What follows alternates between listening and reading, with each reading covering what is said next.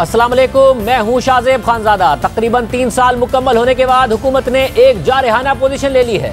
ना सिर्फ अपनी पार्टी के अरकान को खबरदार कर दिया है, बल्कि नून लीग को भी दिफाई पोजीशन में डाल दिया है। वो हुकूमत जो बजट से पहले अपोजिशन और अपनी पार्टी के दबाव में थी, आज उसका रवैया बिल्कुल मुख्तलिफ नजर आ रहा है। वो पार्टी अरकान जो हुकूमत पर दबाव बढ़ा रहे थे, आज वो खुद दबाव में आ गए हैं। पहले नजीर चौहान को जहांगीर तरीन के कैंप से तोड़ा गया और अब बाकायदा जहांगीर तरीन ग्रुप के अरकान से इस्तीफे तलब किए जा रहे हैं, जिससे ग्रुप के अरकान में बेचैनी पैदा हो गई है। हुकूमत के जारहाना इकदामात से इमरान खान के करीबी साथी ओन चौधरी भी बच नहीं पाए और उन्होंने वजीर आला पंजाब के स्पेशल कोऑर्डिनेटर के ओहदे से इस्तीफा दे दिया है। आज ओन चौधरी ने इस्तीफा देते हुए मौक़िफ़ अख्तियार किया कि मैंने खुले दिल के साथ तहरीक इंसाफ की खिदमत की और मकसद के लिए अपनी पार्टी और ख़ानदान को मुकम्मल तौर पर नज़रअंदाज किया। मगर अफसोस की बात यह है कि इसका सिला मुझे ये दिया गया कि वज़ीर आज़म की हल्फ बर्दारी की तकरीब से पहले ही मुझे हटा दिया गया। ओन चौधरी के मुताबिक फिर मुझे बगैर किसी पोर्टफोलियो के वज़ीर आला का मुशीर बना दिया गया और एक बार फिर मुझे गैर मुहज़्ज़ब तरीके से हटा दिया गया। मैंने ये भी तस्लीम कर लिया और आज मुझे वज़ीर आला ऑफिस से कहा गया कि मैं खुद को जहांगीर तरीन ग्रुप से अलहदा करूँ, वरना वज़ीर आला के स्पेशल कोऑर्डिनेटर की हैसियत से इस्तीफ़ा दे दूँ। सब जानते हैं कि जहांगीर तरीन वो शख्स है जिसने तहरीक इंसाफ की जिद्दोजहद में अहम किरदार अदा किया। 2018 में तहरीक इंसाफ की कामयाबी और सूबे और मरकज में PTI की हुकूमत बनाने में जहांगीर तरीन की कोशिशों को मद्देनजर रखते हुए मेरा ज़मीर मुझे इजाज़त नहीं देता कि मैं तहरीक इंसाफ के सबसे वफादार रुकन से खुद को अलहदा करूँ। इस पर मैं वज़ीर आला के स्पेशल कोऑर्डिनेटर की हैसियत से मुस्ताफ़ी होने को तरजीह देता हूँ ताकि जहांगीर तरीन और उनके ग्रुप के साथ खड़ा रहूँ। इस इस्तीफे के बाद पंजाब के वज़ीर आला ऑफिस की तरफ से एक नोटिफिकेशन जारी करते हुए ओन चौधरी को डी नोटिफाई कर दिया गया। एक तरफ तो हुकूमत ने अब बाकायदा जहांगीर तरीन ग्रुप पर दबाव डालना शुरू कर दिया है, तो दूसरी तरफ जहांगीर तरीन ग्रुप की तरफ से भी जवाब आया है। आज जहांगीर तरीन के करीबी साथी राजा रियाज ने GNU से बात करते हुए कहा कि हमसे इस्तीफे तलब किए तो हम भी तैयार हैं, जहांगीर तरीन को नहीं छोड़ेंगे, आइंदा चंद रोज में मुश्तरका फैसला करेंगे। दबाव डालकर इस्तीफे लेने से पार्टी को नुकसान पहुंच सकता है। मगर दिलचस्प बात यह है कि जहांगीर तरीन ग्रुप के एक अहम रहनुमा जो पंजाब असेंबली के रुकन भी हैं और मीडिया पर जहांगीर तरीन का भरपूर दिफा करते रहे, जब हमने उन्हें आज प्रोग्राम में आने की दावत दी तो उन्होंने जवाब दिया कि भाई मैं तो खुद जहांगीर तरीन ग्रुप को छोड़ने का सोच रहा हूँ। सिर्फ यही नहीं, पंजाब के सूबाई वजीर फयाजुल हसन चौहान जो 2 दिन पहले इस प्रेस कॉन्फ्रेंस में नज़ीर चौहान के साथ खड़े नजर आए, जिसमें उन्होंने जहांगीर तरीन ग्रुप से अलहदगी का ऐलान किया था, आज उन्होंने इस पूरी सूरत हाल पर रद्द-ए-अमल देते हुए कहा कि पार्टी में एक सोच है जिसका नाम इमरान खान है, जिन्हें शक है वो इस्तीफे देकर आज़ाद हैसियत में इलेक्शन लड़ने जहांगीर तरीन खुद को एहतसाब के अमल में शामिल करें। मैं समझता हूँ कि ओन चौधरी साहब और राजा रियाज साहब अपनी हैसियत और अपनी औकात से ज्यादा बातें कर रहे हैं। राजा रियाज साहब को भी मैं चैलेंज देता हूँ कि अभी इसी वक्त रिजाइन दें और फैसलाबाद से इलेक्शन लड़ लें, आज़ाद इलेक्शन लड़ लें। पता चल जाएगा कि तरीन साहब को जियो टीवी के जरिए से मैसेज दूंगा कि जनाबे वाला ये ग्रुप शुरू वाली कहानी छोड़े, जो एहतसाब का एक प्रोसेस है उसके अंदर अपने आप को शामिल करें। तहरीक इंसाफ वाज़ेह तौर पर यह लाइन ले रही है कि पार्टी में ग्रुप बंदी तस्लीम नहीं की जाएगी, क्योंकि बजट पेश होने से पहले पूरी हुकूमत इस ग्रुप के दबाव में आ गई थी। वज़ीर आज़म ने इस ग्रुप से मुलाकात की थी, वज़ीर आला पंजाब उस्मान बुज़दार ने इस ग्रुप से मुलाकात की थी। जहांगीर तरीन केस पर सेनेटर अली ज़फ़र को रिपोर्ट बनाने की हिदायत की गई, जिसे जहांगीर तरीन ग्रुप ने न सिर्फ तस्लीम किया बल्कि दावा किया कि अली ज़फ़र ने जहांगीर तरीन को क्लीन चिट दे दी है। मगर ये रिपोर्ट आज तक मंजर-ए-आम पर नहीं आई और जब हुकूमत जहांगीर तरीन के तहफ़्फ़ुज़ात सुने जा रही थी तो FIA ने अदालत को बताया कि जहांगीर तरीन और उनके बेटे को गिरफ्तार करने की ज़रूरत नहीं है। जहांगीर तरीन ने इस पर खुशी का इजहार किया और फिर सूबे और वफाक में बजट पास होने के बाद जब हुकूमत की मुश्किलात कम हुई तो अब रवैया जारहाना हो गया है। फवाद चौधरी साहब जो बजट से पहले जहांगीर तरीन ग्रुप से मिलने गए थे, उन्होंने मीडिया से बात करते हुए कहा था कि उनके नुक्ते नज़र में वजन है, पार्टी को उनके तजर्बे से इस्तिफादा हासिल करना चाहिए। हम सारे एक ख़ानदान हैं और ख़ानदान के अंदर कई दफ़ा ऐसी हो सकता है कि कोऑर्डिनेशन का फुकदान हो। यहाँ पर भी एक सियासी और इंतज़ामी जो हमारी राबता कार है या कोऑर्डिनेशन है उसमें इम्प्रूवमेंट लाने की ज़रूरत थी। हमने जो तमाम नुक्ता नज़र है वो बड़ी तफसील से सुना है। इनके जो नुक्ता नज़र है उसमें भी बड़ा वज़न है। ये वो लोग हैं जिनसे हमारी पार्टी को इस्तिफादा करना चाहिए, इनके तजुर्बे से, इनकी जो बातें हैं उससे। हमारे साथ जहांगीर तरीन ग्रुप के रहनुमा सैयद अकबर खान साहब मौजूद। सैयद अकबर खान साहब बहुत शुक्रिया। साहब, हुकूमत का वाज़ेह पैगाम है कि या तो जहांगीर तरीन ग्रुप को छोड़िए या फिर आप देख लीजिए आज ओन चौधरी जो दावा कर रहे हैं उसका क्या हुआ। इसके अलावा एक और रहनुमा से हमने राब्ता किया तो उन्होंने कहा मैं तो खुद जहांगीर तरीन ग्रुप को छोड़ने का सोच रहा हूं। या फिर जो चौहान साहब हैं, जाहिर उन्होंने तो हरकत ही ऐसी की थी कि उनके खिलाफ कार्रवाई होनी चाहिए थी, वो हुई, मगर वो अगले दिन पार्टी इस ग्रुप को छोड़ गए हैं। तो आप लोग क्या सोच रहे हैं? इसके बारे में हमने क्या सोचना है, हम तो पहले ही अबेद साहब, ये पॉलिटिक्स में कुछ दिन ऐसे आते हैं जहां कुछ लोग अपने मकासद के लिए कोशिश करते हैं, अपनी जगह बनाने के लिए कोई मिसगाइड करने की। ये लहरें आती हैं और लहरें खत्म हो जाती हैं, क्योंकि जितने भी तरीन ग्रुप के लोग हैं वो पहले भी पार्टी में थे, अब भी पार्टी में हैं। अगर किसी के खिलाफ वो एक्शन करेंगे तो वो फिर हम भी देख लेंगे। ओन चौधरी साहब ने रिजाइन कर दिया, अगर मेरी उनसे आज बात नहीं हो सकी, मैं कहीं बाहर था, बिजी था, तो जिस तरह हालात फिर उसके मुताबिक लोग फैसले करेंगे। मगर ओन चौधरी तो खड़े रहे जहांगीर तरीन साहब के साथ और मुस्ताफी हो गए, मगर बाकी जो रहनुमा है उनमें ज़ाहिर है बड़े एमपीएस हैं, कॉन्स्टिट्यूंसीज हैं। आपके ख्याल में अब ये ग्रुप कायम रह सकता है? बजट पास हो गया, दबाव हुकूमत की तरफ से हट गया, ऑपोजिशन तितर बितर है, तो असल में तो जो हुकूमत कह रही है और कुछ वज़रा कह रहे हैं कि सॉफ्टवेयर अपडेट भी करेंगे, चिप भी लगाएंगे, एक SHO की मार है। अब वही आप लोगों के साथ अगर होगा तो क्या करेंगे आप लोग? लोग निभा जाते हैं, लोग खड़े रहते हैं। इस तरह की जो बातें होती हैं ये वक्ती तौर लहर के तौर पे आती हैं, फिर ये मध्यम हो जाती हैं। आप एक 5-6 दिन के बाद देखना, हफ्ते के बाद देखना, फिर यही सारी चीज रेगुलर हो जाएगी। अभी चौहान साहब वाला मामला आया, अभी ओन साहब वाला आ गया, इसको हम देखेंगे और इंशाल्लाह को बेहतर फैसला करेंगे। यानी कि इम्कान है कि आप तरीन साहब को छोड़ भी दें? नहीं, हम क्यों छोड़ेंगे? तरीन साहब भी पीटीआई में, हम भी पीटीआई में। छोड़ने की तो तब जरूरत हो ना जो तरीन साहब पीटीआई को छोड़ें। अगर वो पीटीआई को छोड़ेंगे, इमरान खान के खिलाफ जाएंगे, तो फिर हम इस बात पे सोचेंगे। नहीं, मगर नज़ीर चौहान भी पीटीआई में थे, मगर छोड़ गए तरीन साहब को और हुकूमत की तरफ चले गए। ओन चौधरी को भी कहा गया या तो ओहदा रखो या फिर जहांगीर तरीन को छोड़ो। तो हुकूमत तो नहीं समझ रही ना कि आपका ग्रुप भी पीटीआई का उस तरीके से हिस्सा इस तरह होनी चाहिए। हर आदमी के साथ उनके तरीक़ाकार के मुताबिक लोग बात करते हैं। जब हमारे साथ करेंगे तो हम भी उनको जो सही जवाब होगा, जो समझाने वाला होगा, जब बात करने वाला होगा, उसी के मुताबिक करेंगे। फयाज चौहान ने कहा है कि जिसको इख्तिलाफ है इस्तीफा देके इलेक्शन लड़कर अपना हाल देख ले। हम पहले भी अदालत लड़े थे, अक्सरियत जो है वो अदालत लड़के पीटीआई के साथ शामिल हुए थे। उनमें वो लोग नहीं है जो जिसका बात फयाज चौहान साहब चौहान साहब बात कर रहे हैं, वो शायद वो अपनी बात कर रहे होंगे, हमारी नहीं कर सकते। मगर राजा रियाज और दूसरे रहनुमा हैं जो तहरीक इंसाफ के टिकट पर लड़े थे, और अगर आप आज़ाद भी लड़े थे और फिर तहरीक इंसाफ में आ गए, अब अगर आपने छोड़ा तो क्या हुकूमत के खिलाफ इलेक्शन लड़के जीत जाएंगे आप? नहीं, हम पिछले 85 से अदालत लड़ते आ रहे हैं और अब भी जीत जाएंगे, जनरल इलेक्शन में जीत गए। इलेक्शन में हिस्सा लेते हैं, जीतना हारना तो अल्लाह ताला के अख्तियार में है और वो इलेक्शन के तो मुताबिक होता है।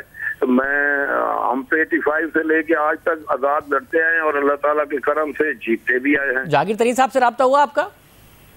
मेरा 2 दिन से राब्ता नहीं हुआ। 2 दिन पहले उनकी क्या राय थी, क्योंकि चौहान साहब का वाकया तो हो गया था, वो पार्टी छोड़ गए थे। उसमें क्या राय हो सकती है कि चौहान साहब को इसी तरह सूट करता था, उन्होंने कर लिया।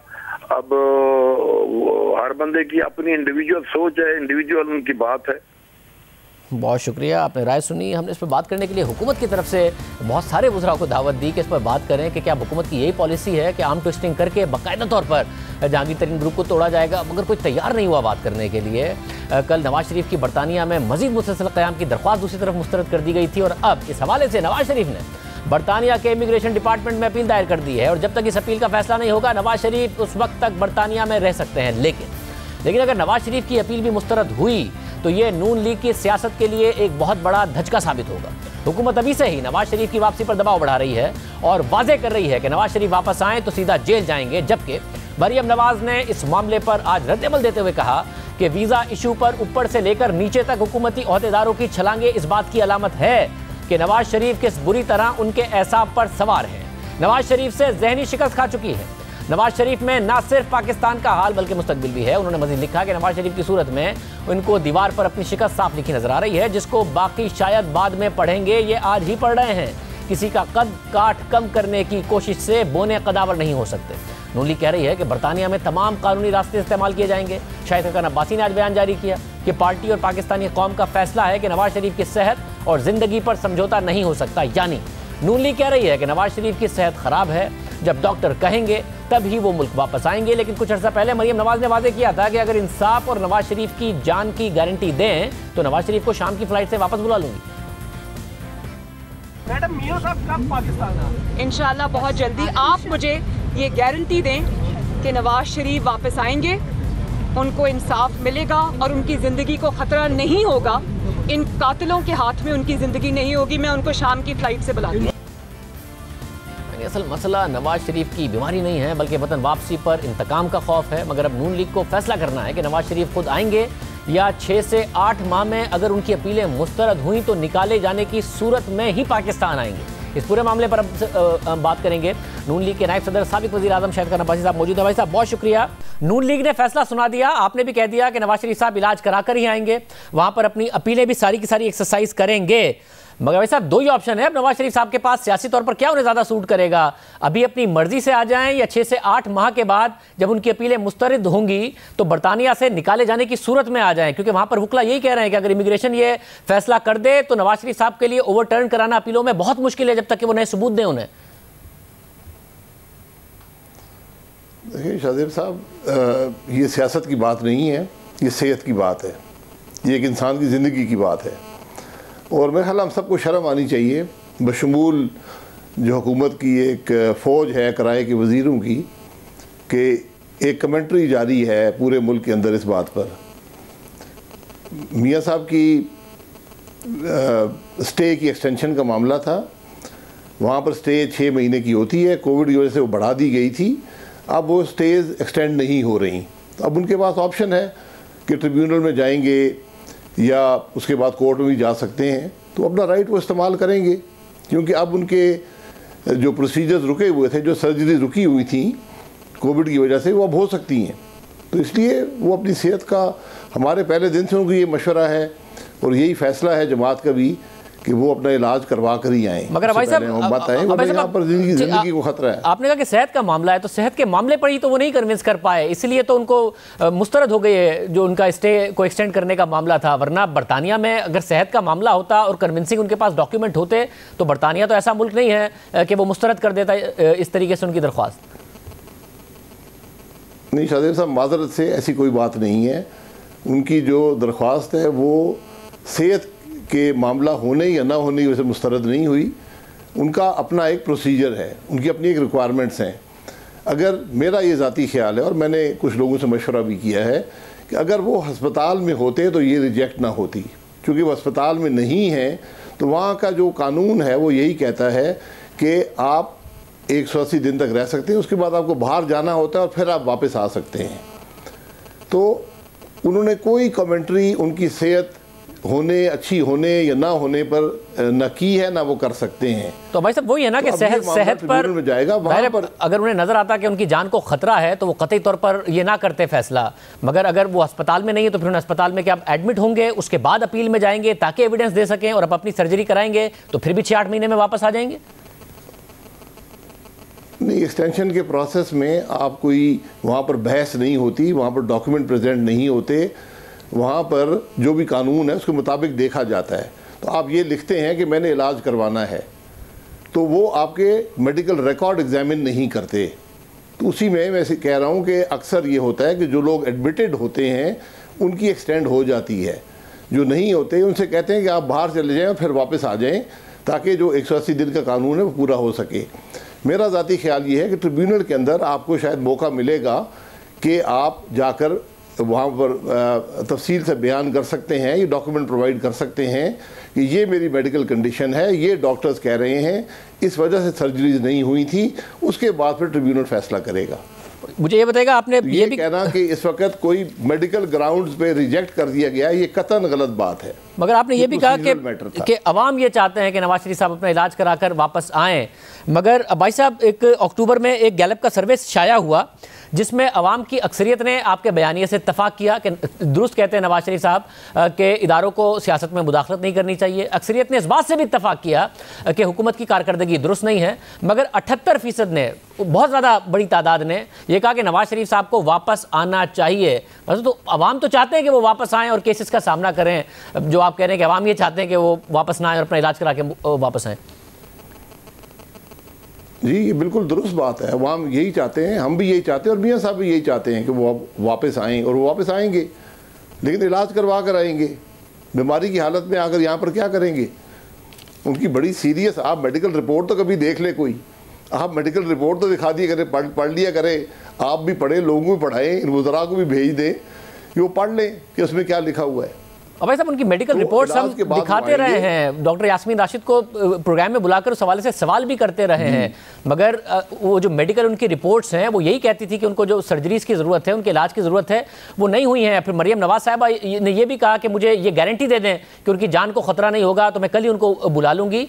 तो आप भी यहाँ मौजूद हैं, बयानिए पर हैं, आप भी जेल भी मुक्ति मगर रिहा हो गए हैं, साथ में दूसरे रहनुमा हैं एहसन इकबाल हों जो भी बयानिए पे यकीन रखते हैं, खुद मरियम नवाज साहिबा हैं। जितने लोग गिरफ्तार हुए थे वो रिहा भी हो गए हैं, जिनको ये भी एतराज़ था कि जी ये हुकूमत विक्टिमाइज करती है और एहतसाब का अमल ठीक नहीं है।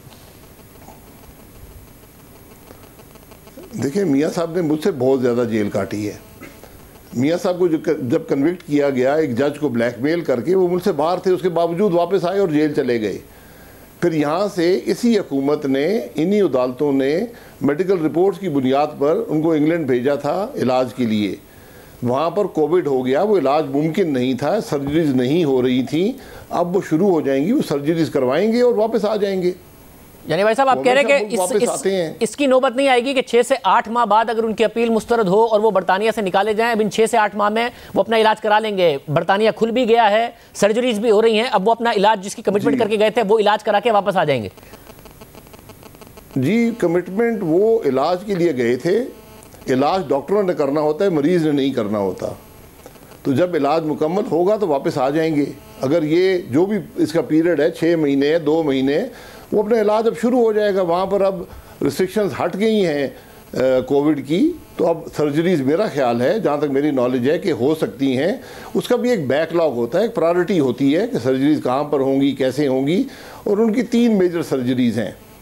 तो वो डॉक्टरों पे छोड़ दें कि वो कैसे इलाज करते हैं और कितनी मुद्दत में करते हैं। उसके बाद मियाँ साहब आ जाएंगे, अदालतों का सामना भी कर लेंगे, जो हमने जेली सजाएं दी हुई है उसका भी मुकाबला कर लेंगे। और भाई साहब, ज़ाहिर सियासत को आप ज़्यादा बेहतर समझते हैं, आपके ख्याल में अगर ये नौबत यहाँ तक जाती है कि उनकी अपील मुस्तरद हो, फिर क्या वो एक और अपील में जाएंगे या फिर वापस आएंगे? या आपकी सियासत हट नहीं होगी सारे के सारे मामले से कि जी वहाँ अपीलें मुस्तरद हो रहे हैं, यहाँ पर नवाज शरीफ वापस नहीं आ रहे हैं, यहाँ की अदालतों से एब्सकॉन्डर हैं, पासपोर्ट अलग मनसूख हो गया है, ये कोई बहुत अच्छे ऑप्टिक्स हैं आपके लिए? सदैव साहब, ऑप्टिक्स की बात नहीं है, ना ही सियासत की बात है। एक शख्स की सेहत और जान का मसला है। हर पाकिस्तानी ये जानता है, हर इंसान ये जानता है कि इलाज उनका हक है और उनको इलाज करा कर ही वापस आना चाहिए। ऑप्टिक्स खेलने की वक्त नहीं है, ये सियासत खेलने का वक्त नहीं है, ये इलाज कराने का वक्त है। अब वहाँ पर सर्जरीज हो रही हैं, इलाज कराएंगे और वापस आ जाएंगे। इस पर कोई लंबी चौड़ी बहस की मेरा मुल्क में ज़रूरत नहीं है। हमारे बहुत से मसाइल हैं आपके सामने। आज मुल्क की करप्ट तरीन हुकूमत है, आप हर रोज़ एक नया करप्शन स्कैंडल इसका सामने आता है। हर मुल्क के अंदर महंगाई है, मुल्क की मईशत तबाह हो चुकी है, हर शख्स परेशान है, मुल्क का निज़ाम बिगड़ गया है, मुल्क के अंदर इखलाकी कदरें ख़त्म हो गई हैं।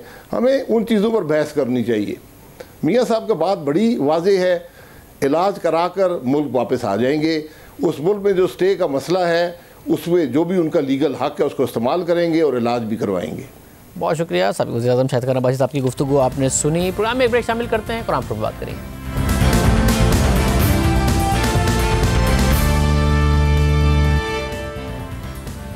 वज़ीर-ए-आज़म इमरान खान की हुकूमत का चीनी के बाद सबसे बड़ा बदइंतज़ामी और मुल्क को अरबों रुपए का नुकसान पहुंचाने का स्कैंडल LNG में बन रहा है।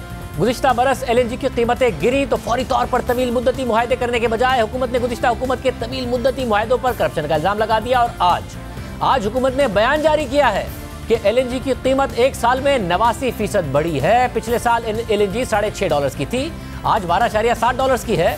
महंगी गैस खरीदेंगे तो महंगी बिजली ही बेचेंगे। और एक दफा फिर वजीर आजम को गलत मालूमात दी जा रही है। कल पाकिस्तान ने तारीख की महंगी तरीन LNG खरीदी है और फिर उसे 2.1 अरब रुपए की बचत के तौर पर पेश किया जा रहा है। PSO के मुताबिक उन्होंने अपने ही पिछले मनसूखशुदा टेंडर के मुकाबले में अच्छी फैसला साजी के साथ मुल्क के 2.1 अरब रुपए बचा लिए हैं। यानी देर करने की वजह से $20 या 27% से ऊपर का स्लोप का एक ही सप्लायर आया। उस वक्त बैनुल-अक़वामी मार्केट में सौदे $15 पर हो रहे थे। PSO को $20 का सप्लायर मिला, यानी मार्केट रेट से $5 या तकरीबन $15 मिलियन महंगी ऑफर आई। और जाहिर है इसे खरीदने में मुल्क का नुकसान था, क्योंकि $20 की LNG से जो बिजली बनती वो फर्नेस ऑयल की बिजली से भी महंगी होती। और वैसे भी बैनुल-अक़वामी मार्केट में इस वक्त कीमत $14 से $15 थी।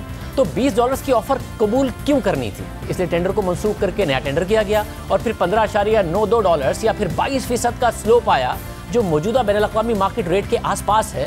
और इस रेट से पाकिस्तान ने सितंबर के लिए अपनी तारीख की महंगी तरीन LNG खरीदने का रिकॉर्ड भी तोड़ दिया है। तो अपने ही मनसूखशुदा टेंडर से मवाजना करके कौम को बताया जा रहा है कि हमने असल में मुल्क के 2.1 अरब रुपए बचा लिए हैं। इस साल अगस्त में 22% का महंगा तरीन टेंडर खरीद कर भी हुकूमत अपने आप को क्रेडिट दे रही है। पिछले साल अगस्त में कोरोना के दौरान जब कीमतें क्रैश कर गई थी तो 5.7% का सस्ता तरीन कार्गो खरीद कर भी हुकूमत इसका क्रेडिट अपने आप को दे रही थी। यानी जब हुकूमत का दिल चाहता है एक एक टेंडर का क्रेडिट लेती है, फिर वक्त पर फैसला ना करने और महंगा खरीदने का सवाल हो तो मीडिया पर तनकीद करती है कि हमारे हर टेंडर पर सवाल किया जा रहा है। जो 15 साल का 10 साल का कॉन्ट्रैक्ट होता है जिसमें हज़ारों कार्गोज होते हैं, उसके ऊपर तो तज्जिया कोई करता नहीं है कि भाई ये हज़ारों कॉन्ट्रैक्ट 70% पाकिस्तान की जो LNG की डिमांड है जब उसको लॉक किया, और जो एक एक कार्गो लिया जा रहा है $2 ऊपर, 4 दिन बाद $4 नीचे, उस पर तवातर के साथ शोज़ जो हैं वो किए जाते हैं। तो मसला एक कार्गो का नहीं है, उसकी तफसीलात हम आपके सामने रख देते हैं। मगर माजी की हुकूमत के तवील मुद्दती मुआहदों पर, टर्मिनल्स पर मुतादिद मीडिया पर प्रोग्राम हुए, बार बार बहस हुई। मिफ्ता इस्माइल और शाहिद खान अब्बासी से हमने इस प्लेटफॉर्म से सवाल किए। अगर ये इतना वायबल प्रोजेक्ट है, आपकी तरफ से जो टर्मिनल लगाया गया जिसकी आप 100% कैपेसिटी चार्जेस पे करते हैं, रोजाना की बुनियाद पर करते हैं, वो 100% पे क्यों नहीं ऑपरेट कर रहा? पाकिस्तान में तो गैस की बड़ी शॉर्टेज है। सारे के सारे जो प्लांट्स हैं, चाहे वो फर्टिलाइजर के हों या पावर के हों, पूरे प्राइवेट सेक्टर को चाहिए कि जबरदस्त तरीके से इंपोर्ट करें। 100% पर ये टर्मिनल ऑपरेट कर रहा हो।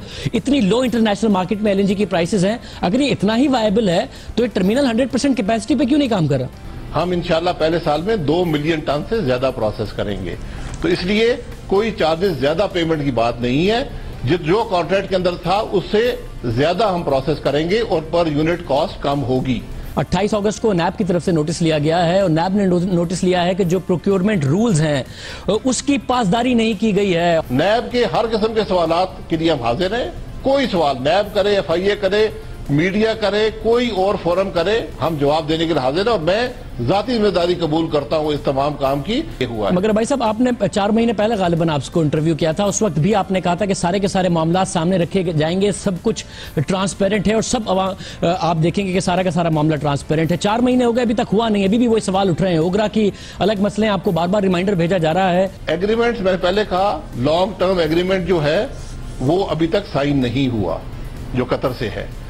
उसके बाद जब साइन होगा तो वो मुताल्लिका फोरम्स पर, ये कॉन्फिडेंशियल डॉक्यूमेंट्स होते हैं, कमर्शियल कॉन्फिडेंशियलिटी होती है, इसको हम पब्लिक डॉक्यूमेंट नहीं बना सकते। ये अगर कमर्शियल डील है और बड़ी सिंपल है, स्ट्रेट फॉरवर्ड है, हम पैसे दे रहे हैं, कतर हमको गैस दे रहा है, तो इसमें क्या ऐसा है कि जो कॉन्फिडेंशियल होना चाहिए? ईरान से गैस पाइपलाइन का मंसूबा है, हमें पता है कि कहां कहां तक बार्गेन हुआ, कितने रेट पे बार्गेन हुआ, फिर किस तरीके से मटेरियलाइज हुआ, टैपी पाइपलाइन है, किस तरीके से हुआ, हम ऑयल इंपोर्ट करते हैं, किस तरीके से होता है। अगर ये कमर्शियल डील है जिसमें पैसे हमने देने हैं, गैस उन्होंने देनी है, तो इसमें क्या कॉन्फिडेंशियल है जो आपने रखना है? मैंने पहले कहा, हर कॉन्ट्रैक्ट की कमर्शियल कॉन्फिडेंशियलिटी होती है। जो ईरान का कॉन्ट्रैक्ट है वो कमर्शियली कॉन्फिडेंशियल कॉन्ट्रैक्ट है, जो टैपी का है वो कमर्शियली कॉन्फिडेंशियल है। उनके अंदर ये कॉन्फिडेंशियलिटी क्लॉजेज मौजूद हैं, हर कमर्शियल कॉन्ट्रैक्ट में होती हैं। लेकिन मैंने पहले कहा कि बदकिस्मती से यहाँ डॉक्यूमेंट्स लीक किए जाते हैं, चोरी किए जाते हैं और फैलाए जाते हैं, इससे मुल्क का नुकसान होता है। हमारा जो मुआहदा है ना वो 10 साल का है, 15 साल का नहीं है, क्योंकि 10 साल के बाद दोनों में से कोई भी एक उठ के जा सकता है। ठीक है, प्रैक्टिकली 10 साल तक नेगोशिएट नहीं कर सकते। नहीं कर सकते। नहीं, बिल्कुल मैं कह रहा हूं पर किया, और उसके 10 साल, उसके 10 महीने बाद आपने 12% का मुआहदा किया। जी जी बिल्कुल, 10 साल का मुआहदा है, 10 साल तक बिल्कुल मुआहदा है, हम खुश हैं इस पे। और हमने उस दिन, आपको पता है, शाहिद अब्बासी ने भी कहा है कि अब ये लोग भी लॉन्ग टर्म करेंगे, और करा इन्होंने। तो देखें, मेरी बात सुने, अगर आपके 30 साल तक के बिजली के प्लांट्स लगे हुए हैं तो क्यों नहीं करेंगे आप लॉन्ग टर्म मुआहदा? 1 साल बाद क्या करेंगे? अगर आपको नजर आ रहा था, क्योंकि 10 महीने बाद आपने ENI से 11.9% का मुआहदा किया था, अगर आपको नजर आ रहा था तो आपने 10 साल की प्राइस क्यों फिक्स की? आज जब इन्होंने मुआहदा किया है तो 10 साल का मुआहदा किया है और 4 साल बाद प्राइस रीनेगोशिएट होगी। आप कम से कम ये फ्लेक्सिबिलिटी तो रख लेते ना कि भाई हम 4 साल बाद इसको रीनेगोशिएट करेंगे, 3 साल बाद रीनेगोशिएट करेंगे। भाई मेरे पास कोई क्रिस्टल बॉल थोड़ी था, आपको क्या पता? आप मुझे बताइए कि कल अगर 8% हो जाता तो क्या इमरान खान ने चोरी करी है इसमें? क्या नदीम बाबर ने चोरी करी है इसमें? अब हुकूमत तहरीक इंसाफ की है, अगर गुज़िश्ता हुकूमत ने करप्शन की है तो उसकी तफसीलात भी 3 साल बाद भी सामने नहीं ला रही है और अपनी कारकर्दगी का जवाब देने को भी तैयार नहीं है। मीडिया सवाल उठाता है तो मीडिया पर तनकीद करते हैं, और इस बात पर तनकीद करते हैं कि हमारे टेंडर्स पर क्यों सवाल हो रहा है। जब स्पॉट की कीमतें नीचे जाएँ तो तवील मुद्दती मुआहदों से मवाजना करते हैं, ऊपर जाएँ तो मीडिया पर तनकीद करते हैं कि तवील मुद्दती मुआहदों का मवाजना स्पॉट की कीमतों से क्यों कर रहे हैं। सस्ते टेंडर का क्रेडिट लेते हैं, महंगा टेंडर हो जाए तो मीडिया पर तनकीद करते हैं कि सवाल क्यों पूछ रहे हैं। ये सिलसिला गुज़िश्ता बरस कोरोना आने के बाद खुद हुकूमती वुज़रा ने शुरू किया था, जब बैनुल-अक़वामी मार्केट में LNG की कीमतें क्रैश कर गई थी। तो हुकूमती वुज़रा स्पॉट की कीमतें कम होने पर हर टेंडर का तवील मुद्दती मुआहदों से मुवाजना करते थे, जिसकी औसत 12.8% है।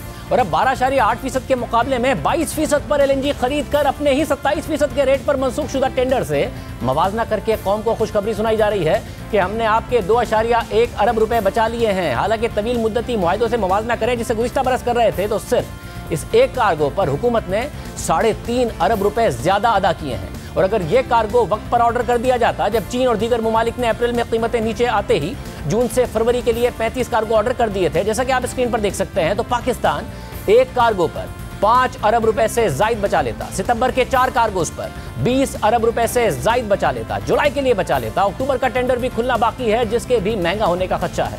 इसमें कोई शक नहीं है कि मार्केट में उतार चढ़ाव आता रहता है और हुकूमत अपनी डिमांड के ऊपर नीचे होने पर कोई एक कार्गो आखिर में खरीद सकती है। कभी गर्मी ज़्यादा हो जाए, बिजली की खपत बढ़ जाए, तो एक एक्स्ट्रा कार्गो मार्केट में आखिर में ऑर्डर किया जा सकता है। मगर हम बार बार आपको बताते आए हैं कि दुनिया में कोई ऐसा मुल्क नहीं है जो अपनी डिमांड का 30 से 40% आखिर में जाकर खरीदे और फिर अरबों रुपए ज़ाया करे और ये गलती बार बार दोहराए।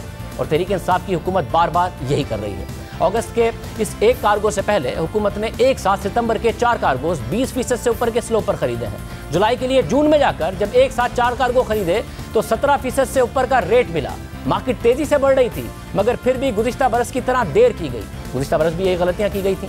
दिसंबर की शदीद सर्दियों में सिर्फ 1 माह पहले पाकिस्तान 6 कार्गो के टेंडर लेने गया तो 17% तक का महंगा तरीन रेट मिला। फिर जनवरी और फरवरी के लिए ना सिर्फ 17% और 20% से ऊपर का रेट मिला, बल्कि कुछ तारीखों में महंगे होने के बावजूद सप्लायर ही नहीं मिला। इसलिए इस साल जनवरी में गैस का बहरान अलग आया। फिर वही गलतियां दोहराकर मुल्क का अरबों रुपए का नुकसान किया जा रहा है। कोई एक ऐसा मुल्क नहीं है जो अपनी डिमांड का इतना बड़ा हिस्सा बिल्कुल आखिर तक मार्केट के रेमो करम पर छोड़े। चीन और जापान की माहाना तकरीबन 100 से ज़ायद कार्गोस की डिमांड है। भारत की तकरीबन 40 कार्गोस तक की डिमांड है। उनमें से किसी मुल्क ने अपनी डिमांड का 5 से 10% से ज़्यादा का हिस्सा बार बार गुज़िश्ता बरसों में मार्केट के रेमो करम पर नहीं छोड़ा है। किस मुल्क ने पाकिस्तान की तरह 30 से 40% खरीदारी बिल्कुल आखिरी वक्त में की है? किस मुल्क ने सर्दियों की डिमांड पता होने के बावजूद ऑर्डर ही नहीं किया है? किस मुल्क को टेंडर करने के बाद अक्सर गैस ही नहीं मिली है? और एक दफ़ा गलती करके किस मुल्क ने वही गलती बार बार की है? ये सवाल वज़ीर आज़म हम्माद अज़हर से पूछें। हम उन्हें बार बार बुला रहे हैं, आज भी बुलाया तो वो नहीं आए, मगर एक प्रोग्राम में जाकर उन्हें ये वजह बताई। PLL का एक बोर्ड है जो प्राइवेट सेक्टर और पब्लिक सेक्टर के लोगों पे मुश्तमिल है। उन्होंने साल में महीने में 4 या 5 कार्गो जो ख़रीदने होते हैं उसका वो इश्तिहार देते हैं। उस इश्तिहार के नतीजे में उनको सारी दुनिया से एनर्जी की जो कंपनीज़ हैं वो बिड्स देती हैं और वो लोएस्ट बिड या तो एक्सेप्ट कर लेते हैं या रीबिडिंग में चले जाते हैं, यानी फ्रेश बिड्स एक्सेप्ट करते हैं। और इसके अंदर ना तो किसी वज़ीर का ना किसी मुशीर का कोई अमल दखल नहीं होता। ये एक कमर्शियल डिसीजन होता है जो ये कंपनीज करती हैं और बेहतर फैसले करती हैं। टेंडर की शफाफियत पर किसने सवाल उठाया है? PSO और PLL के टेंडर के प्रोसेस पर किसने सवाल उठाया है? हम्माद अज़हर ने सिर्फ PSO और PLL की सतह पर टेंडर प्रोसेस की बात की, मगर ये नहीं बताया कि पीएलएल और पीएसओ क्या सिर्फ उस वक्त ही टेंडर करेंगे जब वजारत पेट्रोलियम और तवानाई उन्हें डिमांड बताएगी, या खुद ही टेंडर कर देंगे? और अगर डिमांड देर से बताएंगे और देर से ही टेंडर किया जाएगा तो वही सूरत हाल होगी जो बार बार हो रही है। अपनी वजारतों की जिम्मेदारी उन्होंने नहीं बताई। पीएलएल यानी पाकिस्तान एलएनजी लिमिटेड तो माजी में खत लिखकर वजारत तवानाई और पेट्रोलियम को यह बात कहता रहा है जो हम आपके सामने रखते हैं। पाकिस्तान एलएनजी लिमिटेड, जिसकी जिम्मेदारी मुल्क में एलएनजी लाना है, वो बार बार वजारत पेट्रोलियम को लिखकर कहती रही कि बेहतर कीमत पर एलएनजी लेने के लिए वक्त पर डिमांड का बता दिया करें ताकि जल्दी टेंडर करने का कह दिया जाए। नवंबर 2018 में वजारत पेट्रोलियम को पाकिस्तान एलएनजी लिमिटेड की तरफ से खत लिखा गया कि सुई नॉर्थ ने 25 अक्टूबर को अपनी दिसंबर, जनवरी और फरवरी की एलएनजी की जरूरत का बताया है और प्रोक्योरमेंट के लिए दरकार वक्त का ख्याल नहीं रखा गया है। सर्दियों में सूरत हाल और मुश्किल हो जाती है। पाकिस्तान एलएनजी लिमिटेड ने सुई नॉर्थ और वजारत बिजली से बार बार दरख्वास्त की है कि वक्त पर एलएनजी की डिमांड का बता दिया करें, क्योंकि बेहतर कीमतों पर एलएनजी हासिल करने के लिए 3 से 4 माह दरकार होते हैं और इस सब के लिए पेपरा रूल्स और एलएनजी मार्केट के डायनामिक्स को मद्देनजर रखना चाहिए। अब इतनी आखिरी स्टेज पर जब एलएनजी की प्रोक्योरमेंट का कहा जाएगा तो सर्दियों में एलएनजी की ज्यादा डिमांड की वजह से बिड्स का आना मुश्किल होगा और कीमतें ज्यादा हो सकती हैं। खत में मजीद लिखा गया कि पाकिस्तान एलएनजी लिमिटेड ने 1 नवंबर 2018 को अपने बोर्ड ऑफ डायरेक्टर्स की मीटिंग में इस बात पर अदम इत्मीनान का इजहार किया कि सुई नॉर्थ और वजारत बिजली की तरफ से सही वक्त पर एलएनजी की डिमांड नहीं बताई जाती। हम ये भी वाज़ेह करना चाहते हैं कि इस सब की वजह से एलएनजी की सप्लाई में कमी या एलएनजी टर्मिनल को पूरी तरह इस्तेमाल करने की जिम्मेदारी पाकिस्तान एलएनजी लिमिटेड कंपनी पर नहीं डाली जा सकती। खत में यह भी लिख दिया कि इतने कम टाइम में हम दिसंबर 2018 के लिए एलएनजी का इंतजाम नहीं कर सकते क्योंकि पेपरा के रूल्स इसकी इजाजत नहीं देते, मगर जनवरी और फरवरी के लिए टेंडर किए जाएंगे।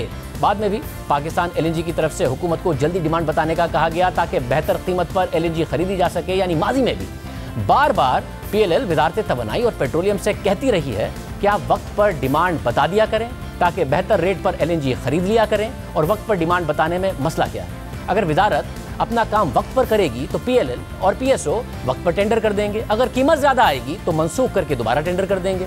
यानी उनके पास वक्त होगा फैसला करने के लिए, मार्केट के उतार चढ़ाव पर नजर रखने का वक्त होगा, बेहतर कीमत लेने का वक्त होगा। वरना वही होगा जो हो रहा है कि पाकिस्तान हर टेंडर के साथ एक नया रिकॉर्ड बना रहा है अरबों रुपए जाया करने का, क्योंकि और कोई ऑप्शन ही नहीं है और अक्टूबर में भी महंगे रेट मिलने का खर्चा है। अब दिलचस्प बात यह है कि इस हुकूमत ने 2018 में गलती की और 2018 की सर्दियों में गैस का शदीद बहरान आ गया, फर्नेस ऑयल से बिजली पैदा हुई, अलग पैसे ज़ाया हुए। फिर 2019 में वक्त पर टेंडर किए, गलती से सीखा तो कोई बहरान नहीं आया। फिर 2020 में फिर देर से टेंडर किए और बहरान आ गया, मगर फिर सर्दियों में अपनी तस्हीह करना शुरू कर दी और दिसंबर 2020 में ही इस साल अप्रैल के लिए इश्तिहार दे दिया। तो हमने इसके हकाइक भी अवाम के सामने रखे। वजारत पेट्रोलियम ने आखिरकार सीख लिया, अपनी गलती की तस्हीह करना शुरू कर दी, मगर गलती ना मानने, फिर उस गलती को बार बार दोहराने और फिर उसका दिफा करने में मुल्क का अरबों रुपए का नुकसान किया गया और मुल्क भर के अवाम को इस वक्त गैस का बहरान भुगतना पड़ रहा है। हम सितंबर से बार बार बताते रहे कि वजारत पेट्रोलियम एलएनजी के टेंडर करने में देर कर रही है। हम बार बार दिखाते रहे कि बड़े बड़े खबर रसा इदारे बता रहे हैं कि सर्दियों में डिमांड बढ़ने और सप्लाई के मुतासिर होने के खदशे की वजह से दुनिया भर के मुमालिक तेजी से एलएनजी खरीद रहे हैं, कीमतें तेजी से बढ़ रही हैं। मगर अब वजारत पेट्रोलियम ने अरबों का नुकसान करके अपनी गलती की तस्हीह करना शुरू कर दी है। खुद कहा था कि सर्दियों में डिमांड 3 गुना होगी, मगर वक्त ज़ाया किया और आखिरी वक्त में जाकर टेंडर किए। मगर अप्रैल के लिए दिसंबर में टेंडर का इश्तिहार दे दिया है। कल पाकिस्तान एलएनजी के जारी करदा इश्तिहार के मुताबिक 5 से 6 अप्रैल और 19 से 20 अप्रैल तक एलएनजी की सप्लाई के लिए टेंडर दरकार हैं। तो वजीर आजम नदीम बाबर से पूछें कि अगर वो पहले से ही कह रहे थे तो जो अक्टूबर, नवंबर, दिसंबर, जनवरी और फरवरी में किया वही अप्रैल के लिए क्यों नहीं किया। वजीर आजम उनसे मजीद पूछें कि सर्दियों की तो डिमांड पूरी तरह पता थी, अप्रैल की डिमांड तो कैलकुलेट करनी पड़ी। गर्मियों में तो वो खुद कह रहे थे कि कीमतें नीचे आती हैं और खुद कहते रहे कि सर्दियों में कीमतें ऊपर जाती हैं। तो गर्मियों का 3.5 माह पहले इश्तिहार दे दिया, तो सर्दियों में देर क्यों की और क्यों इस कौम का सिर्फ सर्दियों में 35 अरब रुपए से ज्यादा का नुकसान किया गया। वज़ीर आज़म हम्माद अजहर से पूछें कि जो गलतियां करके अरबों रुपए ज़ाया करके अपनी तस्हीह की गई थी दिसंबर में, वापस वही गलतियां दोहराना क्यों शुरू कर दी गई? अप्रैल में कीमतें बहुत कम हो गई थी। खुद हुकूमत ने अप्रैल से जून तक के लिए 10 से 11% के रेट पर LNG खरीदी। फिर बैनुल-अक़वामी जरीदों में लिखा गया कि कीमतें बढ़ रही हैं। चीन से लेकर दीगर ममालिक ने पूरे साल की एडवांस खरीदारी की और हमारी हुकूमत ने फिर मौका ज़ाया किया। और फिर अब गुज़िश्ता सर्दियों की तरह बिल्कुल आखिर में अपनी डिमांड का बड़ा हिस्सा तारीख के महंगे तरीन रेट्स पर दरामद कर रही है। गुज़िश्ता बरस अक्टूबर में वज़ीर आज़म को गलत मालूमात दी गई कि हम तो नून लीग के तवील मुद्दती मुआहदों की वजह से कुछ खरीद नहीं पा रहे हैं। 15 साल का कॉन्ट्रैक्ट है कतर से। आज जो गैस मिल रही है हमें वो 40% कम पैसे पे मिल रही है। हम वो ले ही नहीं सकते क्योंकि उन्होंने हमें कॉन्ट्रैक्ट पे फंसा दिया। हम तो इनकी चीज़ों में फंसे हुए हैं। आज हुकूमत को शिकायत है कि स्पॉट टेंडर्स का मवाजना किया जा रहा है तवील मुद्दती मुआहदों से। गुज़िश्ता बरस जब कीमतें कम थी तो नदीम बाबर एक टेंडर के साथ साथ जितने भी तहरीक इंसाफ के दौर में स्पॉट टेंडर किए गए उनका तवील मुद्दती मुआहदों से मवाजना करते हैं। ये 35 कार्गो जो सितंबर 2018 से लेकर नवंबर 2020 तक, इस महीने के आखिर तक 35 कार्गो जो हम स्पॉट पे लाए, इनकी औसत कॉस्ट जो है वो 10.4% ऑफ ब्रेंट है। कतर का कॉन्ट्रैक्ट का 13.37%। आप उसे कंपेयर कर लें तो मैं अगर अगले महीने के भी शामिल कर लूँ तो नंबर 11.3% आ जाता है। मैं फिर भी 20% सस्ता हूँ उन कॉन्ट्रैक्ट से। और हमारा यूबी ट्वीट करते थे कि आज स्पॉट पर $4 से भी कम की LNG मिल रही है, मगर हम नून लीग के तवील मुद्दती मुआहदों में फंसे हुए हैं। उन्होंने कहा था कि हमारी 75% LNG की दरामद नून लीग के तवील मुद्दती मुआहदों में फंसी हुई है। फिर नदीम बाबर के दावे के बाद आज तक हुकूमत ने 35 टेंडर्स किए जिसकी औसत 14.6% बनती है, जबकि नून लीग के 3 तवील मुद्दती मुआहदों की औसत 12.8% है। तो अब हुकूमत का एतराज़ है कि क्यों तवील मुद्दती मुआहदों का मवाजना स्पॉट कीमतों से किया जा रहा है। पहले स्पॉट की कीमतें गिरी तो करप्शन का इल्ज़ाम लगा दिया। गुज़िश्ता बरस कोरोना में तारीख की कम तरीन सतह पर LNG की कीमतें थी, मगर तवील मुद्दती मुआहदा नहीं किया। और नदीम बाबर कहते रहे कि तवील मुद्दती मुआहदा क्यों करें, गुंजाइश ही नहीं है। 800 के कॉन्ट्रैक्ट तो पिछली हुकूमत कर गई हुई है। मैं इससे ज़्यादा कॉन्ट्रैक्ट कर लूँ, लॉन्ग टर्म 1000 के कर लूँ, तो वो जो 200 एडिशनल मैं ले रहा हूँ, वो जो साल में 1/3 पीरियड ऐसा आता है कि वो मेरे पास डिमांड नहीं है, मैं उसका क्या करूं? अगर ऐसा है तो मुझे अगर ऐसा है स्पॉट पे उठाना पड़ेगा। पिछली हुकूमत ने 800 मिलियन क्यूबिक फीट के लॉन्ग टर्म कॉन्ट्रैक्ट कर लिए। अब इसका मतलब है कि अगर मैंने कोई LNG आज खरीदनी है तो जब तक मैं पहले वो 800 बेच नहीं लूंगा, मैं अगर कोई और खरीदता हूं जो इस 800 से ऊपर है, तो मैं फिर उस मखमसे में हूं कि मैं उस फालतू LNG का क्या करूं। फिर यू टर्न लिया और कतर से 10.2% का मुआहदा किया, मगर वो भी इन सर्दियों से लागू होगा। इसलिए हुकूमत से ये सवाल ज़रूर होगा कि आपके पास LNG टर्मिनल भी थे, LNG से चलने वाले बिजली के कारखाने भी थे, तो क्यों वक्त पर तवील मुद्दती मुआहदा नहीं किया? क्यों वक्त पर कार्गोस को ऑर्डर नहीं किया? क्यों कहा कि मुआहदे की ज़रूरत नहीं है? क्यों ये दावा करते रहे कि पाकिस्तान को तो सिर्फ सर्दियों के 6 हफ्ते के लिए गैस चाहिए होती है, इसलिए ज़रूरत ही नहीं है कि तवील मुआहदे किए जाएँ? हमारी डिमांड जो है विंटर में 3 गुना हो जाती है, सो बाकी सारे साल में हम इन टर्मिनल्स को पूरा यूज नहीं कर रहे होते। कल सर्दियों के हमें सिर्फ 6 हफ्ते ज्यादा गैस चाहिए होती है। अगर सर्दियों के 6 हफ्ते के लिए हम 800 जो MMCFD का मुआहदा 3.37 में नून ने किया है, अगर हम सिर्फ सर्दियों के 6 हफ्ते के लिए उस 800 के ऊपर मुआहदा कर लें कोई, तो फिर वो गैस कहां रखें? क्योंकि हमें तो सारा साल उस गैस की जरूरत नहीं होती, हमारी तो वो 800 में पूरी हो जाती। 6 हफ्ते सिर्फ पाकिस्तान गैस ज्यादा इस्तेमाल करता है। हमारे मुल्क में 6 हफ्ते पूरे साल के 54 हफ्तों में से सिर्फ 6 हफ्ते हमें ज्यादा गैस चाहिए होती है। गर्मियां हैं, 3 महीने से आप हाल देख ही रहे हैं। इस हुकूमत के 3 साल में सबसे ज़्यादा स्कैंडल, नाअहलियाँ और नाकामियाँ इसी वजारत में नजर आई हैं। 2018 का LNG क्राइसिस, 2020 का पेट्रोलियम क्राइसिस, फिर LNG क्राइसिस और 2021 का LNG और बिजली का बहरान इसी वजारत से ही सामने आए हैं। मगर वज़ीर आज़म बार बार मुशीर और वज़ीर बदलते रहे, मगर ना किसी का एहतसाब हुआ, ना कोई टीम बन सकी। और हमने मामूल के मुताबिक हमाद साहब को बुलाया, उन्होंने जवाब नहीं दिया। प्रोग्राम में शामिल करते हैं।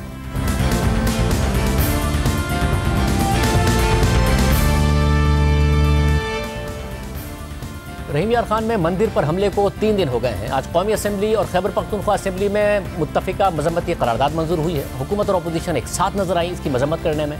पंजाब असम्बली में भी करारदाद जमा कराई गई है और आज ही सुप्रीम कोर्ट में भी मंदिर पर हमले से मुताल्लिक अज़खुद नोटिस केस की समाअत हुई। IG पंजाब और चीफ सेक्रेटरी को चीफ जस्टिस की जानिब से सख्त सरजरिश का सामना करना पड़ा। चीफ जस्टिस ने बरहमी का इजहार करते हुए कहा कि वाकये को 3 दिन हो गए और एक बंदा भी पकड़ा नहीं गया। पुलिस की निदामत देखकर लगता है कि पुलिस में जोश और वलवला नहीं है। पुलिस के प्रोफेशनल लोग होते तो अब तक मामला हल हो चुके होते। मंदिर गिरा दिया, सोचें हिंदू बिरादरी के दिल पर क्या गुजरी होगी। सोचें मस्जिद गिरा दी जाती तो मुसलमानों का क्या रद्द अमल होता। चीफ जस्टिस गुलजार अहमद ने रिमार्क्स दिए कि एक 8 साल के बच्चे की वजह से यह सारा वाकया हुआ। पुलिस ने 8 साल के बच्चे को गिरफ्तार क्यों किया? 8 साल के बच्चे को मजहब का क्या पता? क्या पुलिस वालों के 8 साल के बच्चे नहीं होते? क्या पुलिस को 8 साल के बच्चे के जहन का अंदाजा नहीं है?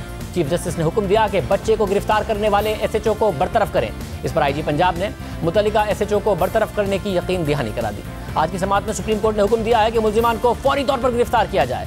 मंदिर की मरम्मत और बहाली के लिए मुल्जिमान से पैसे वसूल किए जाएं। दूसरी जानिब आज कौमी असम्बली के इजलास में भी इस वाक़े पर बहस हुई और मुश्तरका मजम्मती करारदाद पास हुई। अपोजिशन ने भी और हुकूमत ने भी तकारीर की जिसमें मुश्तरका तौर पर इस हमले की मजम्मत की गई। तहरीक इंसाफ के रुकन कौमी असम्बली रमेश कुमार के मुतालबे पर वज़ीर मुमलिकत बराए पार्लिमानी उमूर अली मोहम्मद खान ने खुद यह करारदाद ऐवान में पेश की। ये ऐवान भूंद शरीफ डिस्ट्रिक्ट रहीम यार खान में मंदिर को तोड़ने और नुकसान पहुंचाने की सख्त मजम्मत करता है और इस दुख में हिंदू कम्युनिटी के साथ खड़ा है। पाकिस्तान के वज़ीर आज़म इमरान खान साहब ने भी इसकी सख्त मजम्मत की है और मुल्ज़िमान को कैफ़र किरदार तक पहुँचाने के सख्त अहकामात दिए हैं। आईन पाकिस्तान अक़लियतों के हकूक़ का मुकम्मल तहफ़्फ़ुज़ करता है। आईन पाकिस्तान अक़लियतों के हकूक़ का मुकम्मल तहफ़्फ़ुज़ करता है और ये ऐवान भी इस अज़म का इआदा करता है कि अक़लियतों के हकूक़ और इबादतगाहों का भरपूर तहफ़्फ़ुज़ किया जाएगा। इस नुक्ते पर पूरी कौम हुकूमत एक है। इस्लाम अक़लियतों के हकूक़ का मुकम्मल तहफ़्फ़ुज़ करता है। ये ऐवान हिंदू कम्युनिटी और पाकिस्तान हिंदू कौंसिल को तहफ़्फ़ुज़ का यकीन दिलाता है। सुप्रीम कोर्ट ने आज मुल्जिमान की गिरफ्तारी के मामले पर पुलिस की सरजरिश की। इस पर बात करने के लिए हमारे साथ मौजूद हैं डीपीओ रहीम यार खान। असद सरफराज साहब बहुत शुक्रिया। साहब आज सुप्रीम कोर्ट भी बहुत ज़्यादा बरहम नजर आई। बार बार ये सवाल उठा कि 3 दिन हो गए मुल्जिमान गिरफ्तार क्यों नहीं हुए हैं, अभी तक ऐसा क्यों नहीं हो सका और अभी इस वक्त क्या स्टेटस है? क्या कुछ मुल्जिमान को गिरफ्तार करने में आप कामयाब हुए, ट्रेस करने में कामयाब हुए? जी भाईजान, इसके अंदर हमने अपना होमवर्क पहले कर रहे थे कि सारी चीजें आइडेंटिफाई हो जाएं। जितनी भी एविडेंस थी उसको अच्छे तरीके से तमाम एंगल से एनालिसिस करके उसका इस वक्त तकरीबन 20 के करीब जो है वो हम गिरफ्तारियां अमल में ला चुके हुए हैं और ये ऑन गोइंग प्रोसेस है। इंशाल्लाह अब ये जारी रहेगा हमारे होमवर्क के बाद इंशाल्लाह। अच्छा, जो 20 गिरफ्तारियां हुई हैं क्योंकि पुलिस पर प्रेशर था, सिर्फ उस प्रेशर को ऑफसेट करने के लिए ना हो, इसलिए आप ये बता सकते हैं कि बाकायदा तौर पर एविडेंस को देखकर ट्रेस करके उन्हीं लोगों को गिरफ्तार किया गया है जो इस हमले में या इसकी प्लानिंग में मुलव्विस थे? जी बिल्कुल जनाब, जो एविडेंस है इस वक्त सामने आती जा रही है उसकी रोशनी में कर रहे हैं। बाकी तफ्तीश के अंदर इंशाल्लाह और भी क्लियर होती जाएंगी चीजें इंशाल्लाह। सर अब ये भी बताइएगा कि ये लोग प्लानिंग कर रहे थे, जमा हो रहे थे, तो हमला क्यों पुलिस ने होने दिया? पुलिस ने इस हमले को क्यों नहीं रोका अगर ये पहले रोका जा सकता था? नहीं सर, मैं आपको बात करता हूँ, जब से ये काम शुरू हुआ उसी वक्त से पुलिस की रिस्पांस वहाँ पे मौजूद थी। इनको मल्टीपल दफा इंगेज करके थाने के अंदर लाया गया ताकि इसको मसले को बैठ के रिजॉल्व किया जाए और डिफरेंट ये जगह वेन्यूज के ऊपर ये मामला जो है वो फैला हुआ था। हर जगह से ला के लोगों को पुलिस स्टेशन के अंदर बिठाया जा रहा था कि जी यहाँ पे बैठे और जो आपके इश्यूज हैं उनका कोई अगर जेन्युइन कंसर्न है उनको रिड्रेसल किया जाए। तो पुलिस हर जगह पे इनको इंगेज किए हुए थी, कोई ऐसी जगह पुलिस अवेलेबल ना हो। और यहाँ पे जो हमारे हिंदू कम्युनिटी के दोस्त हैं वो खुद भी ये बात कहते हैं कि टेंपल के ऊपर पुलिस वालों के साथ सबसे ज्यादा असॉल्ट हुई है, फिर उन्होंने रेजिस्ट करने की कोशिश की है, उसके बाद जाके ये वहाँ पे अटैक हुआ है। मतलब अगर जब ये सारा का सारा मोमेंटम बन रहा था और ये शिद्दत पसंद लोग ये अफसोसनाक वाकया करने का बाकायदा प्लान कर रहे थे, तो फिर तोड़ फोड़ को क्यों नहीं रोका जा सका? क्या पुलिस को नजर नहीं आ रहा था कि ये वाकया हो सकता है? क्या जो मतलूबा मिकदार में, मतलूबा तादाद में आपके पास नफरी उस वक्त मौजूद नहीं थी?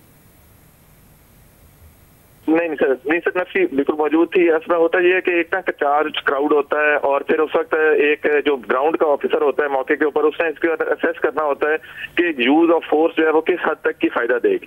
वहाँ पे फिर भी इंटेलिजेंट एक डिसीजन लेना पड़ता है कि कोई खुदा ना खास्ता एक यूज ऑफ फोर्स की वजह से अगर कोई नुकसान हो जाए तो उसके मल्टीपल और रिपरकशन सामने आ जाती हैं। किसी की लॉस ऑफ लाइफ नहीं हुआ है, ये अल्लाह ताला की तरफ से करम नवाज़ी है और छाया गया है हालात को देखते हुए। आगे आने वाले दिनों के अंदर जो लोग भी इसके अंदर मुलविस रहे हैं उनके 100% उनको कानून के दायरे के अंदर लेके आया जाएगा। ये अच्छी बात है, मगर जो हिंदू कम्युनिटी है वो ज़ाहिर वहाँ सहम गई होगी, उन्हें भी यकीन दहानी कराई गई है हर किस्म की सिक्योरिटी की, और ताकि उनको तहफ़्फ़ुज़ का एहसास हो इस अफसोसनाक वाक़े के बाद। जी अल्हम्दुलिल्लाह, उस वाक़े के फौरी बाद ही ये चंद घंटे ये चला था मामला, उसके बाद पुलिस ने सारा एरिया क्लियर कर लिया था, वहाँ पे लॉ एंड ऑर्डर भी मेंटेन हो गया था। वहीं पे उसी रात ही जाके नशिस्त मैंने भी की थी और हमारे बाकी भी सारे साथी वहाँ पे थे, और उस दिन के बाद से रोजाना की सतह पे मल्टीपल दफा हमारा वहाँ पे रोजाना इकट्ठ होता है, और यही उनको एक मैसेज दिया जा रहा है कि पाकिस्तान के झंडे के नीचे तमाम कम्युनिटीज जो हैं वो अपना मुकम्मल एक अपना इख्तियार रखती हैं, उनके हकूक हैं, उनके तहफ़्फ़ुज़ के लिए तमाम इदारे अपना फर्ज अदा करते रहेंगे इंशाल्लाह। सुनिए आज प्रोग्राम में इतना ही दीजिए। अल्लाह हाफ़िज़।